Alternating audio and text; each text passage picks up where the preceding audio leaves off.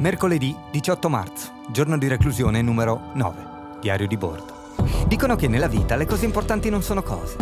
L'altro ieri ho incrociato un caro amico per strada, uno di quei cari amici con i quali condividi tanto ma che poi la vita porta lontano da te quasi per farti dispetto, come il vento che ti strappa dalle mani l'aquilone e se lo porta via, ai confini del cielo.